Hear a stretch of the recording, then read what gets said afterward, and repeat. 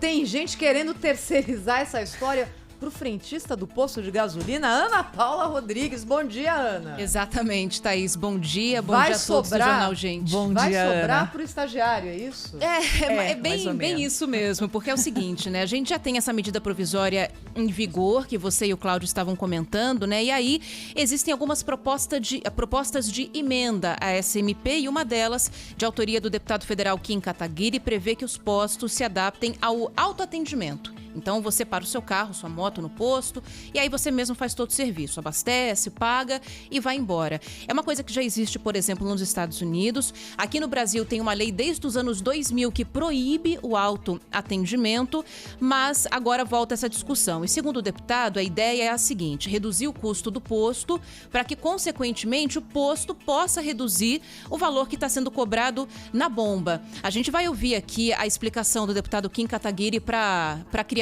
desse projeto de lei. A gente tem aqui a sonora dele para colocar no ar. A gente sabe, claro, que o principal custo da gasolina não está na operação do posto, mas no dólar e na tributação. Mas, sem dúvida nenhuma, que a gente puder otimizar de custo do posto, melhor. Tenho trabalhado com o Sindicato dos Trabalhadores justamente para pensar numa fase de transição, né, para que não seja abrupto, né, para que não tenha essa adoção imediata, que a gente tenha uma fase de transição de mais ou menos aí 5 anos, para que tenha uma formação, para que esses trabalhadores para partir para outras profissões, né. Bom, vamos considerar que isso tem um impacto positivo no preço do combustível, vai. Só que tem uma preocupação das associações do setor de que haja demissões em massa, caso esse projeto seja aprovado. Eu conversei com o Eusébio Neto, que é presidente da federação que reúne os empregados de postos de combustível.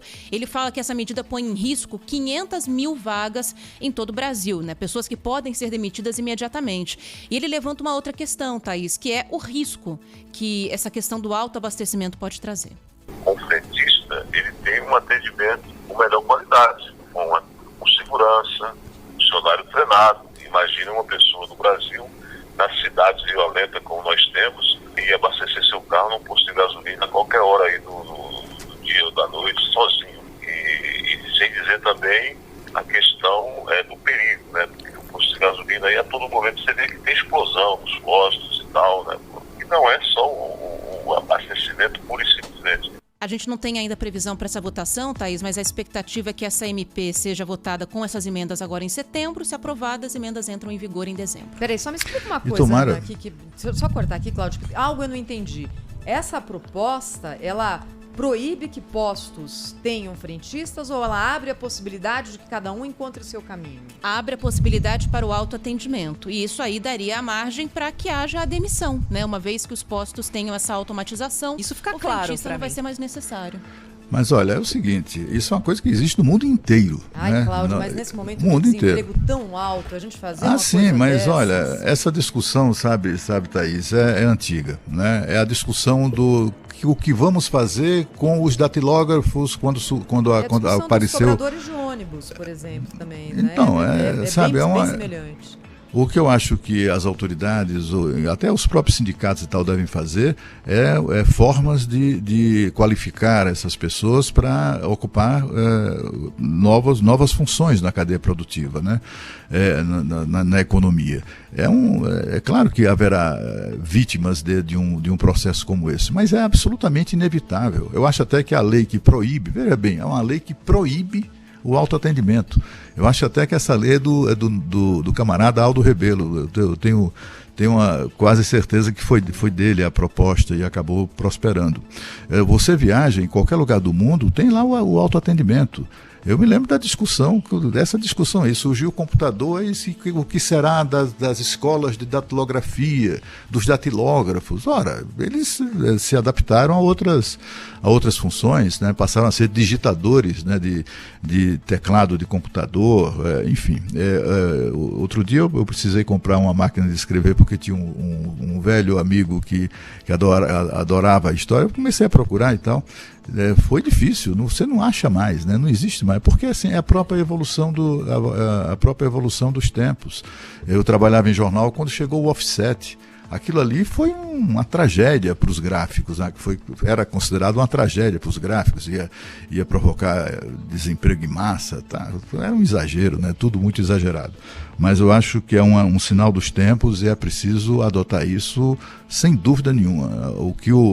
O que certamente a proposta do deputado Kataguiri faz é anular, é tornar sem efeito a lei anacrônica que proíbe isso. Eu acho que lei, do ponto de vista da economia, não tem que proibir coisa nenhuma, não. A economia tem que ser livre, o livre mercado deve prevalecer. Olha, Cláudio, concordo com você na tese, mas discordo em relação ao momento.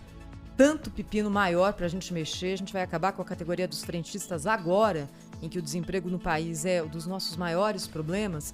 E assim, somos gatos escaldados também, não é? Já tivemos, por exemplo, como no caso das bagagens, aquela promessa de que, olha, você não vai mais ter direito à bagagem, mas a sua passagem vai ser mais barata. E não aconteceu, o que garante que haverá algum tipo de compensação em preço a partir do momento em que os postos tiverem um custo menor com o pessoal. Nada.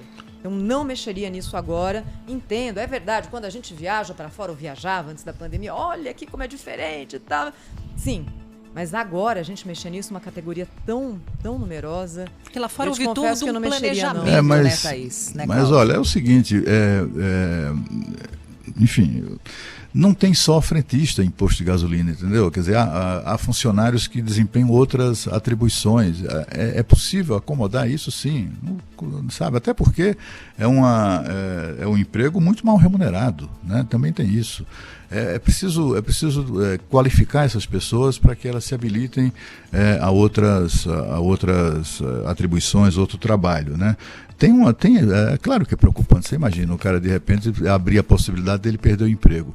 Agora, talvez seja mais inteligente uma legislação que favoreça a preservação do gerador do emprego, né? Da empresa. Tem que diminuir custos das empresas, inclusive postos de combustíveis, para que possa continuar oferecendo mão de obra. Você, quando anda por aí afora em outros países com autoatendimento, você não chega num posto e tem um deserto absoluto, não.